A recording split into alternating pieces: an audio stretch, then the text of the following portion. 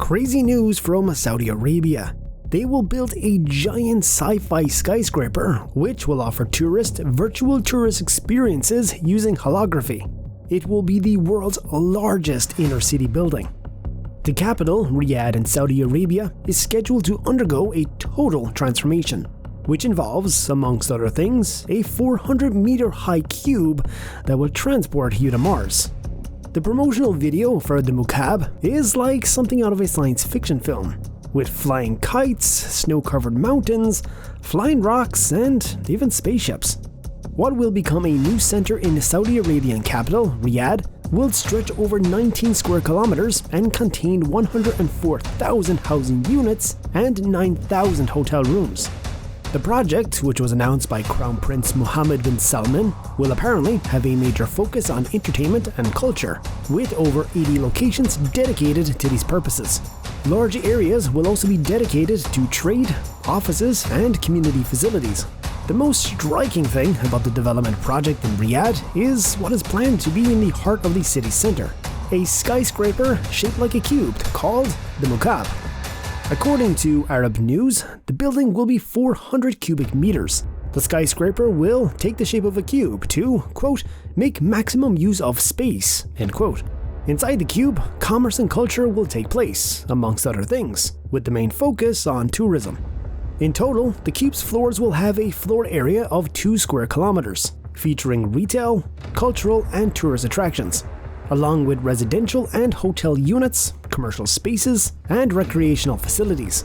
This is far more than absolutely all other skyscrapers in the world. One of the main goals behind the cube is to offer virtual tourist experiences that make use of holography. In the promotional video, the project is sold with, amongst other things, that cube will, quote, transport you to Mars one day, and a magical world will be next, end quote. Inspired by the modern Najdi architectural style, the Mukaab will be the world's first immersive destination. That means it's going to blow your mind with digital and virtual technology and the latest holographics. Before, there were negative discussions about Saudi Arabia linked to human rights violations. Now they are trying to build new narratives that they are a developing country which can build futuristic cities. The cube will also contain a museum, a university, and a theater. According to the promotional video, the cube will be big enough to hold 20 Empire State buildings. The project is scheduled to be completed by the year 2030. For most people, this may sound improbably ambitious, and it belongs to history that Saudi Arabia was accused last year of greenwashing and human rights violations in connection with the construction project, The Line. If you do want to learn more about The Line, you can check out our video on the channel afterwards. It is claimed that the Mukaab will also be green and a forward-looking project, with, amongst other things, green areas and cycle paths. And don't worry about getting around, because the new Murabba will have its own internal transport system and be just a 20-minute drive from the airport.